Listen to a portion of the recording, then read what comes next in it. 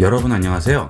인터넷을 이용하시다가 우연히 유용한 사이트를 알게 되면 메모해 놓게 되죠. 지금부터 일상에 도움이 되는 메모해 두어야 할 사이트 7가지를 알아보겠습니다. 꼭 메모해 두셨다가 필요할 때 이용해 보세요. 첫 번째로 스마트폰의 단말기 식별 번호를 이용을 해서 분실폰을 찾고 내 스마트폰을 다른 사람이 도용하는 것을 안전하게 막아주는 방법이 되겠습니다. 여러분들이 쓰는 모든 스마트폰에는 IMEI라는 단말기 식별 번호가 모두 부여가 되어 있습니다. 전 세계에 있는 모든 스마트폰에는 전부 이 IMEI 번호가 다르게 부여가 되어 있죠. 그 번호를 등록을 하게 되면 모든 통신사가 그 정보를 공유하기 때문에 다른 통신사에서 스마트폰을 도용을 할 수가 없고 스마트폰에 들어있는 개인정보도 완벽하게 차단을 할 수가 있습니다. 이 IMEI 번호는 스마트폰에서 전화기 앱을 이용을 해서 확인을 할 수가 있습니다. 확인을 해보도록 하겠습니다. 스마트폰에 전화기 앱을 실행합니다. 그리고 다음과 같은 번호만 입력하면 바로 확인을 할 수 있습니다.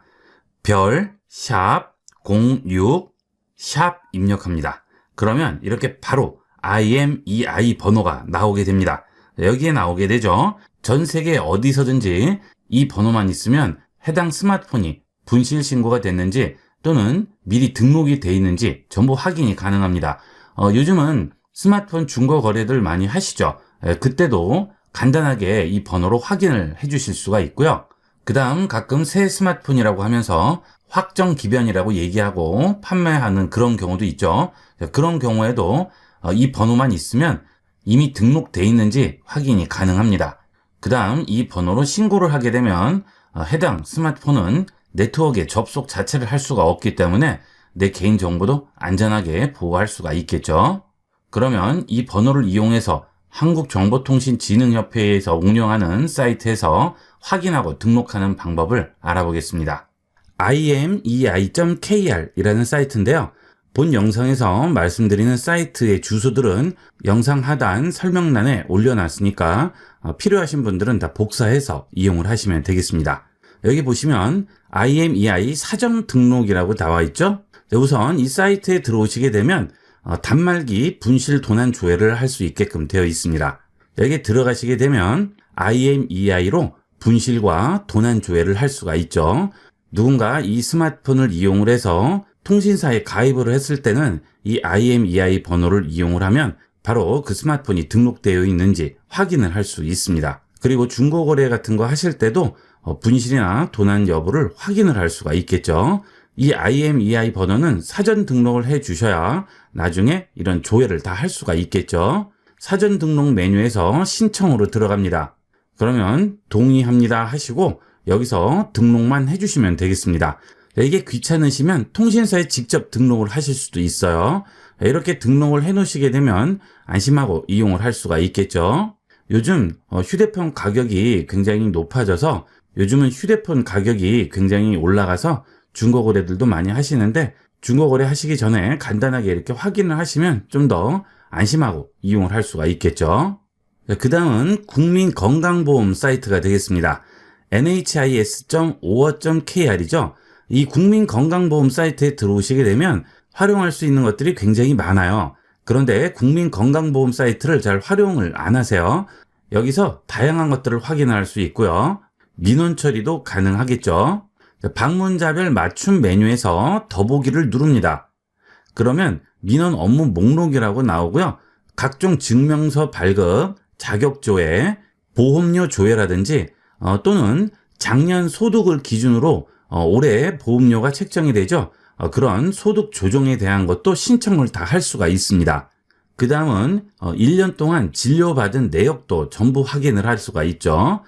가끔 작년에 내가 어떤 걸로 진료받았는지 필요한 경우가 있습니다. 그럴 때 여기서 확인하시면 간단하게 확인을 할 수가 있고요. 건강검진 대상 여부도 조회할 수 있고 결과까지 조회가 가능합니다. 건강보험공단 사이트도 많이 활용을 해보세요.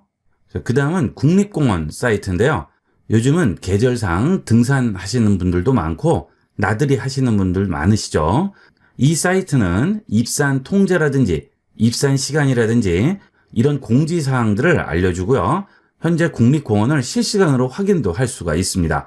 여기 보시면 실시간 영상이라고 나오죠. 여기 들어가시면 다양한 국립공원들이 있죠. 원하는 국립공원 선택을 하시고요. 이런 식으로 실시간으로 확인을 할 수가 있습니다. 현재 다도해 국립공원 실시간 기상이라고 하네요. 이렇게 라이브 캠을 이용을 해서 현장의 기상 상황과 통신 상황을 미리 알 수 있으니까 현장의 기상 및 통신 상황을 미리 알고 이동을 할 수가 있겠죠. 이런 것들은 굉장히 편리하게 이용을 할 수가 있습니다. 그리고 아래쪽에 보시면 공지사항이 나오죠. 속리산 국립공원 내 제한영업 행위지정 공고도 나오고요. 흡연행위 금지지역 지정 이런 것도 다 나오죠. 그 다음에 변산반도 국립공원 내에서 취사, 야영, 지정장소 변경됐다고 나오네요. 이런 식으로 전부 확인이 가능합니다. 그리고 여기 있는 국립공원 웹진을 들어가시게 되면 현재 국립공원에 대한 여러 가지 정보들도 확인을 할 수가 있죠. 이것은 국립공원 관련 사이트고요. 자, 그 다음은 등산로와 관련된 사이트가 되겠습니다. 이 사이트는 산불 조심 기간 중에 입산이 가능한 등산로를 안내해 줍니다. 산불 조심 기간은 봄, 가을로 조심 기간이 있죠. 그 기간을 모르고 가셨다가 낭패를 보는 수가 있는데 이렇게 미리 확인을 하시면 등산하실 때 많이 도움이 될 거예요. 여기 보시면 탐방로 통제 현황도 전부 나오죠. 입산 가능 등산로도 검색을 할 수 있어서 미리 확인을 하고 이동하시면 헛걸음하지 않고 이용을 하실 수가 있겠습니다. 요즘은 나들이 많이 다니시니까 이 두 개는 꼭 이용을 해서 확인을 해보도록 하세요. 그 다음은 국토교통부에서 운영하는 한국부동산원의 부동산 공시 가격을 확인할 수 있는 사이트가 되겠습니다. 이 사이트에 오시면 아파트라든지 단독주택의 공시 가격도 전부 확인할 수 있고요. 토지 공시지가들도 전부 확인을 할 수가 있습니다. 이런 확인을 앱들을 이용을 하시는 분도 있고 하신데 이 사이트는 국가에서 운영하는 것이니만큼 정확한 공시 가격을 보여주게 되겠죠. 필요하신 분은 많이 이용을 해보도록 하세요. 자, 그 다음은 K무크라는 강좌 사이트인데요. 이것은 정부 기관에서 운영하는 것은 아니지만 많은 고퀄리티의 무료 강좌들이 올라가 있습니다. 아래쪽으로 내려가시면 교양 강좌부터 인공지능, 연령별 강좌, 한국학 등 다양한 강좌를 이용을 할 수 있죠. 아래 보시면 경제학 들어가기 이중구 서울대학교 교수님이 강의를 하신 것도 여기서 확인을 할 수가 있어요. 이런 식으로 다양한 강좌들을 무료로 볼 수가 있습니다. 상단에서 강좌 찾기를 누르시게 되면 분야별 강좌, 묶음 강좌, 교양 강좌, 학점은행 과정도 있죠. 자, 교양 강좌를 들어가 보시면 다양한 교양 강좌들이 있습니다. 저도 가끔 시간 날 때 듣는데요. 무료라는 게 깜짝 놀랄 정도로 퀄리티가 높은 강좌들이 많이 있습니다. 많이 활용을 해보도록 하세요. 그 다음은 국가소음정보시스템이라는 사이트가 되겠습니다. 이 사이트는 국가에서 운영을 하는 거고요. 각 지역마다 소음 정도를 알아보고 확인을 할 수 있는 사이트가 되겠고요. 실시간 소음 정보도 전부 확인이 가능합니다. 그 다음 요즘은 층간소음 문제 때문에 굉장히 말들이 많죠. 이 층간소음 때문에 직접 찾아가서 언쟁을 하다가 여러 가지 사고가 생겨서 뉴스에도 많이 나오죠. 직접 찾아가면 안 된다고 하죠. 자, 이렇게 층간소음으로 분쟁이 있을 경우에 여기에 상담을 하게 되면 중간에서 중재를 한다고 하고요. 본인 집에서 소음이 많이 날 경우에 신청을 하면 측정한 분이 와서 소음도 측정을 해주고 결과도 알려준다고 하니까 이 사이트도 알아두셨다가 잘 활용을 해보도록 하세요. 마지막으로 실시간으로 미세먼지를 확인할 수 있는 사이트가 되겠습니다. 이제 계절상 미세먼지가 점점 많아지는 계절이 됐죠. 대다수 분들이 미세먼지가 그냥 몸에 안 좋다고만 생각하시는데 이 미세먼지가 굉장히 심각한 문제죠. 세계보건기구 WHO에서도 이 미세먼지를 1급 발암물질로 지정을 하고 있죠. 세계보건기구 홈페이지에 들어가시게 되면 미세먼지에 대한 통계 관련 자료가 굉장히 많아요. 그만큼 세계적으로도 연구를 많이 하고 있는 상황이고요. 초미세먼지는 좀 더 심각하죠. 보통 미세먼지를 PM10이라고 부르고 초미세먼지를 PM2.5라고 부르는데요. 이 PM2.5 초미세먼지는 미세먼지 크기의 30분의 1 정도 됩니다. 미세먼지가 머리카락 지름의 5분의 1 정도인데 초미세먼지는 그 크기에 다시 30분의 1이니까 정말 작은 거죠. 초미세먼지 같은 경우에는 호흡기로 들어와서 혈관을 따라서 뇌까지 들어가게 됩니다. 공기 중에 포함되어 있기 때문에 호흡을 하게 되면 마실 수밖에 없는데요. 조금이라도 조심하시는 게 건강에 영향을 주겠죠. 항상 조심하셔야 되겠습니다. 미리 이렇게 확인을 하시고 야외 활동을 하시면 좀 더 건강하게 생활을 할 수가 있겠죠. 미세먼지 사이트를 두 종류를 알려드릴 텐데요. 첫 번째는 미세미세.co.kr 되겠습니다. 여기는 바로 직관적으로 확인을 할 수 있어서 좀 더 간편하게 이용을 할 수 있습니다.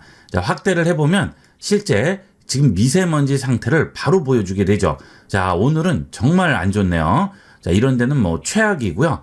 그 다음 저는 지금 거주지가 수원인데요.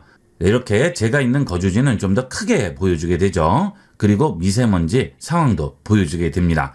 그리고 내가 원하는 곳은 여기에 직접 입력을 해서 검색을 할 수 있습니다. 아이비그룹 사무실에 있는 삼성동으로 한번 찾아볼게요. 자, 선택하면 상당히 나쁨이네요. 지금 제가 있는 동네보다 더 안 좋습니다. 요즘같이 이렇게 미세먼지가 안 좋을 때는 꼭 한번 확인하시고 이동하도록 하세요. 그 다음은 많은 분들이 아시는 에어코리아죠. 여기는 좀 더 자세하고 다양하게 대기 환경에 대해서 알아볼 수가 있습니다. 좀 전에 본 미세미세 사이트는 초미세먼지만 확인을 할 수 있고 미세먼지만 확인할 수 있는데요. 여기는 오존이라든지 이산화탄소, 일산화탄소, 아황산가스 전부 확인이 가능합니다. 그리고 여기에 대기질 정보를 전체적으로 보여주죠. 원하는 곳을 클릭을 해주시게 되면 그곳의 주소와 미세먼지 상황을 알아볼 수가 있고요. 시간대별로 바뀌는 상황도 전부 확인이 가능하죠. 그리고 이 미세먼지 측정, 대기질 측정은 그 지역의 기준이 되는 곳에 측정소가 전부 설치가 되어 있습니다.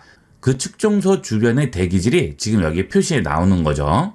여기에 측정소 검색을 누르시게 되면 그 지역의 측정소들을 확인을 할 수가 있습니다. 자, 강남구 삼성동으로 검색을 했습니다. 그러면 여기에 봉은사로 삼성로 120길, 그 다음에 여기에 보면 쭉 나오죠. 자, 이런 곳들에 측정소들이 설치되어 있어서 그곳의 대기질을 측정하고 있는 거죠. 자, 상세 보기 눌러볼게요. 이 측정소는 서울의료원에 있나 보네요. 이렇게 그 지역의 대기질을 정확하게 판단을 할 수 있습니다. 물론 측정소가 가까울수록 좀 더 정확하고 내가 있는 지역은 측정소가 아주 멀리 떨어져 있어요. 이때는 정확성이 좀 떨어지겠죠. 이런 식으로 확인을 할 수가 있습니다. 자, 그리고 아래에 보시게 되면 예보 알림 신청도 있죠. 자, 이걸 누르시게 되면 미세먼지가 많이 나왔을 경우 예보를 이렇게 신청을 할 수 있습니다. 그러면 메일이나 전화번호를 통해서 원하는 수신 시간대에 신청을 할 수가 있습니다. 자, 이 에어코리아는 좀 더 상세하게 볼 수 있으니까 자세한 내용을 보시고자 할 때는 이 사이트를 이용을 하시면 되겠습니다. 이 미세먼지가 날씨에 영향을 많이 받죠. 요즘은 미세먼지가 많은 시기니까 꼭 외출을 하실 때 확인을 해보도록 하세요. 자, 이렇게 해서 이번 시간은 알아두면 도움이 되는 일상에서 유용하게 쓰일 수 있는 사이트들을 알아봤습니다. 잘 메모해 두셨다가 많이 이용을 해보도록 하세요. 이번 시간은 여기까지 하도록 하겠습니다. 감사합니다.